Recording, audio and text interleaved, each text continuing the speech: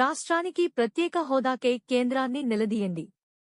NDA కూటమి ప్రభుత్వం మునిగిపోయే నావ.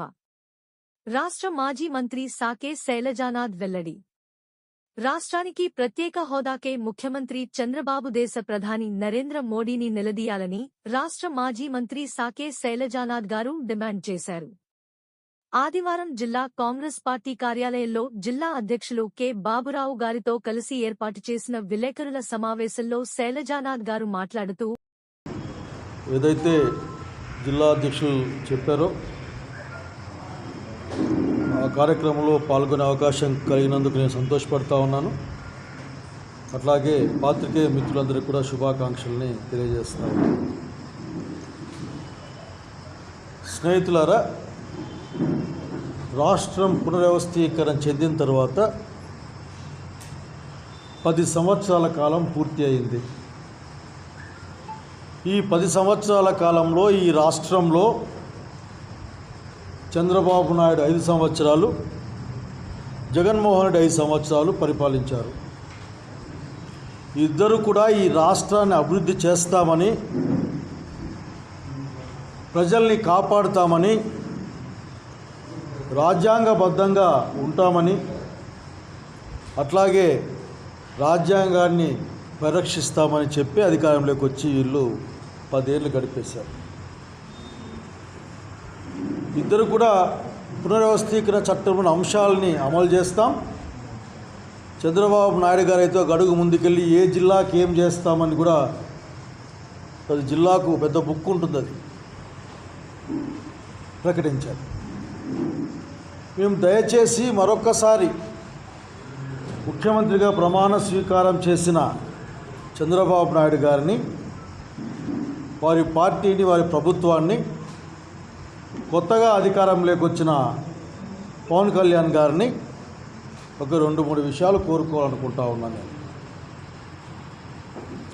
ఆంధ్రప్రదేశ్ రాష్ట్రంలో ఉన్న అన్ని జిల్లాల యొక్క అభివృద్ధి కోసం, సర్వతోముఖాభివృద్ధి కోసం మీరు పనిచేయాలి.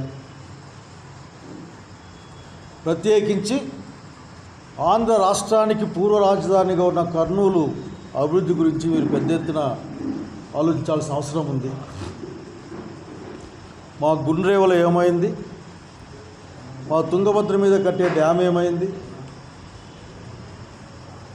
మా హైకోర్టు బెంచో హైకోర్టు అదేమైంది, అట్లా ఇక్కడ రావాల్సిన ఇనుప ఫ్యాక్టరీ ఏమైంది, ఐరన్ ఫ్యాక్టరీ ఏమైంది, పూర్తి స్థాయిలో పనిచేయని రైల్వే కోచ్ నిర్మాణ ఫ్యాక్టరీ ముందుకు పోతుందా పోదా, వీటన్నిటికీ సమాధానాలు చెప్పాలి. ఆ విధంగా పనిచేయాలని కోరుకుంటా ఉన్నాం. ఒక పెద్ద విజయం వచ్చింది కదా, మీరు ఏదో మేలు చేస్తామని చెప్తే నమ్మే మీకు అంత విజయాన్ని కట్టబెట్టారు ఈ ప్రాంతంలో. మిమ్మల్ని కోరుకుంటా ఉన్నా,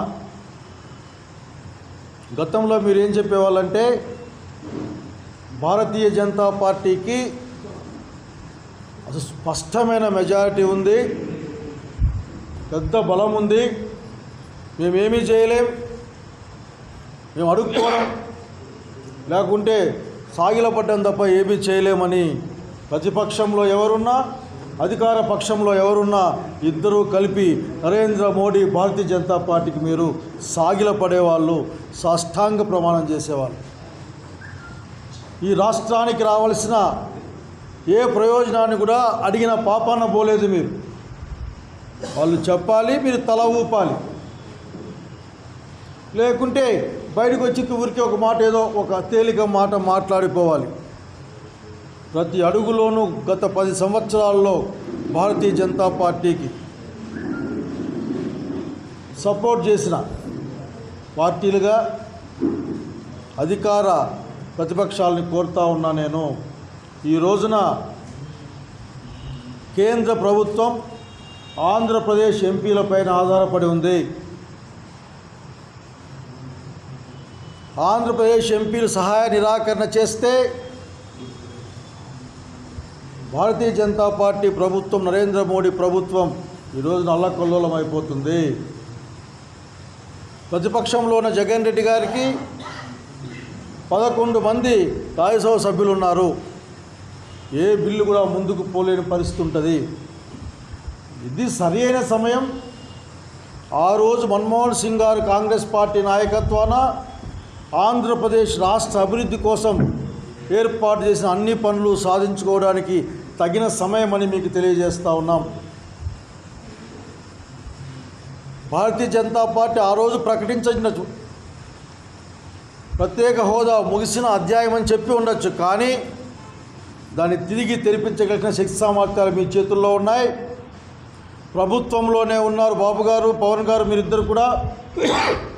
ఆంధ్రప్రదేశ్ రాష్ట్రంలో కూడా ఎన్డీఏ ప్రభుత్వం ఉందని చెప్పుకుంటా ఉన్నారు మీరు.